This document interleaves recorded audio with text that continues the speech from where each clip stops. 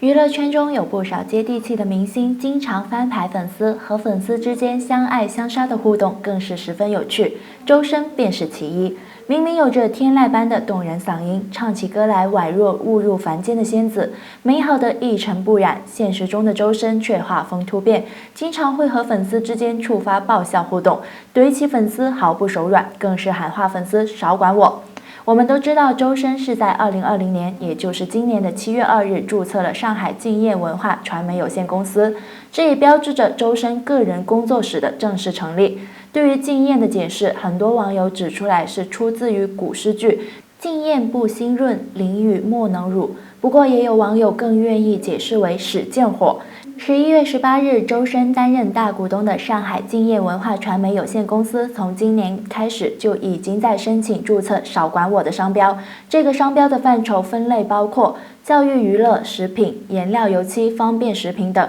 商标数量更是达到了45个之多。目前商标状态均为注册申请中。看到这个消息之后，网友们纷纷表示，这是一个有声音的商标。说到少管我这个梗，其实还要说回周深和生米们的相爱相杀。曾经有一段时间，周深经常更换自己社交平台的头像，粉丝对此十分嫌弃，喊话周深不要总换头像。事后，周深在接受记者采访时被问到此事，周深的反应也是让人意想不到。被记者问到有什么话想对粉丝宝宝们说，记者话还没说完，只见周深怒目圆睁，发出灵魂怒吼：“少管我！”暴走状态下的周深几乎在破音边缘，足以见到他的叛逆了。其实，在这件事上，周深和粉丝之间还是互相体谅的。在换头像之前，周深大概有3-4年的时间没有换头像，当时粉丝也是嫌弃的喊周深快换个头像。可见周深不仅喜欢怼粉，事实上还非常宠粉。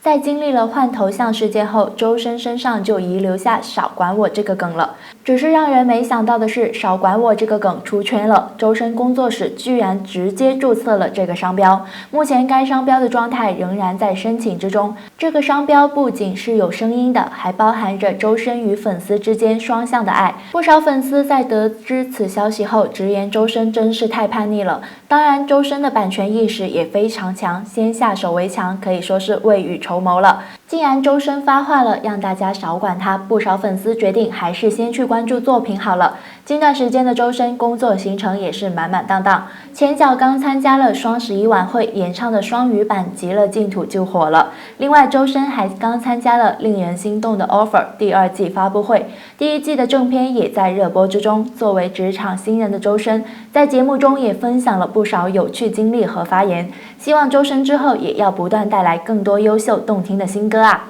周深又飙海豚高音，只不过这次是现场应激反应，惊艳众人。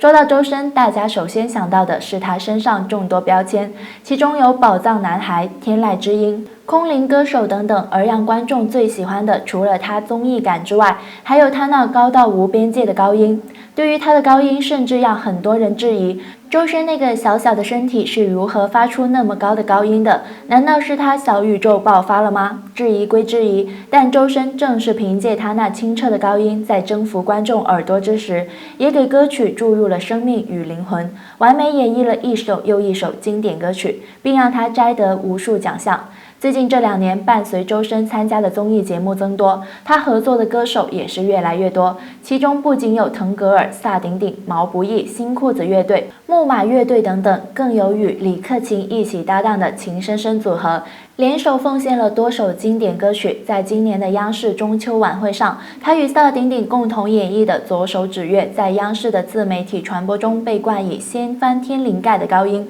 歌声穿透了好几条街，看似夸张，但真正听过那首歌之后，你就会不由自主地喜欢上。在综艺娱乐节目中，周深表现出来的也是非常随和自然，特别是面对一些对他来说具有挑战性的游戏时，他更是经不住别人的劝说，最后都会去挑战一下。在日前已经收官的新手驾到中，已经拿到驾照的各位嘉宾开启了呼伦贝尔大草原的自驾之旅。在节目中，各位嘉宾现场挑战了高难度的荡秋千。之所以称作高难度，原因是先用机器把乘坐者拉升到与地面平行的位置，再突然放开。在这样的情况下，一般人都会因为太多惊险刺激而发出尖叫声。在玩这个游戏的时候，包括吴宣仪、王林凯等人都玩了，而且还玩得非常嗨。但周深因为太刺激，一直不敢玩，最后承受不住众人的怂恿与拖拽，他也玩了一次，不仅发出了绵羊音，更是全程尖叫。而玩这个项目还有一个隐藏的任务，那就是谁尖叫的分贝值最高。最后当天向导的武艺宣布结果的时候，大家都看向了周深，